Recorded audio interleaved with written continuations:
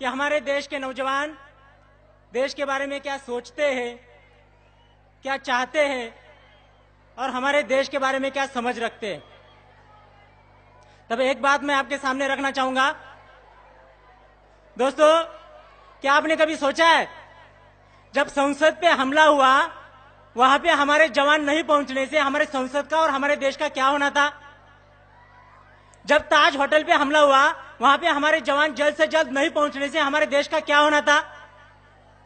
दोस्तों, क्या आपने कभी सोचा है जब पाकिस्तान पैटर्न टैंक लेके हिंदुस्तान के ऊपर आक्रमण कर रहा था तब हमारा अब्दुल हमीद नाम का जवान अपना सीना चौड़ा करके सरहद की रक्षा कर रहा था और रक्षा करते समय उसने पाकिस्तान के 7 पैटर्न टैंक उड़ाए थे।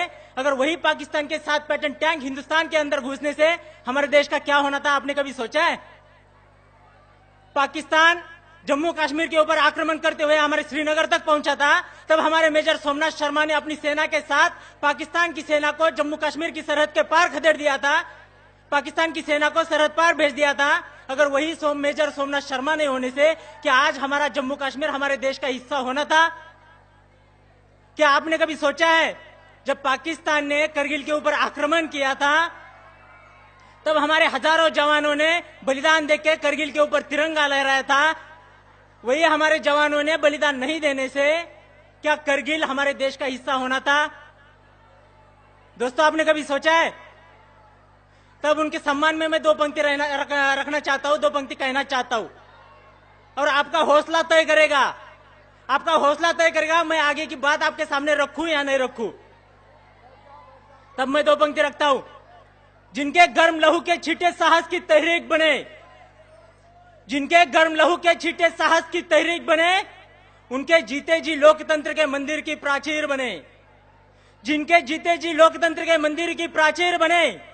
और आज जवानों की कुर्बानी ने भारत का मान रखा, अपनी लाशें बिछा दी उन्होंने, ऊपर हिंदुस्तान रखा।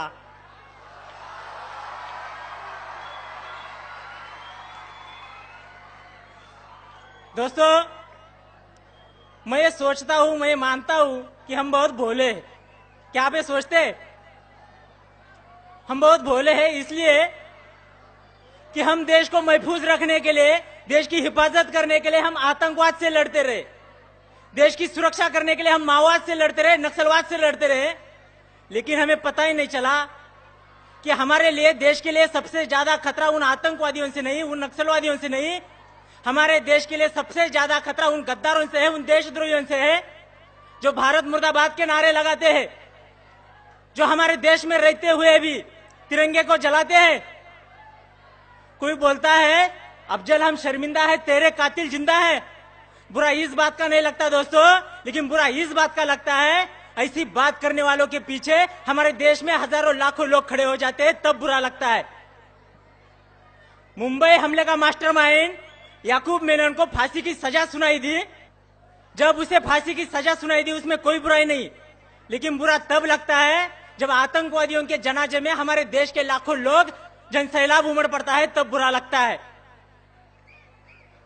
दोस्तों, हमारे देश की सरहद की रक्षा के लिए हमारे जवान हर दिन शहीद होते हैं, लेकिन तब हमारे देश के अंदर कहीं आवाज नहीं उठती।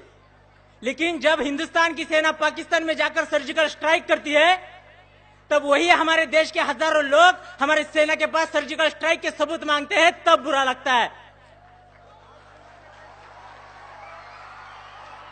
दोस्तों, संसद हमले का मास्टरमाइंड अफजल गुरु को फांसी की सजा दी जाती है, उसमें कोई बुराई नहीं, कोई दो राय नहीं। लेकिन बुरा तब लगता है जब हमारे देश में उसके लिए शोक मनाया जाता है, जम्मू कश्मीर में उसके लिए बंद पुकारा जाता है और जेएनयू यूनिवर्सिटी में उसके लिए श्रद्धांजलि दी जाती है, तब बुरा लगता है। दोस्तों, और कोई हमें सिखाने की बात करता है कि वंदे मातरम बोलना संविधान में कहां लिखा है, राष्ट्रगान के लिए खड़ा होना संविधान में कहां लिखा है। उनको मैं बताना चाहता हूं संविधान में चड्डी पहनना कहां लिखा है, फिर भी तो आप पहनते हो।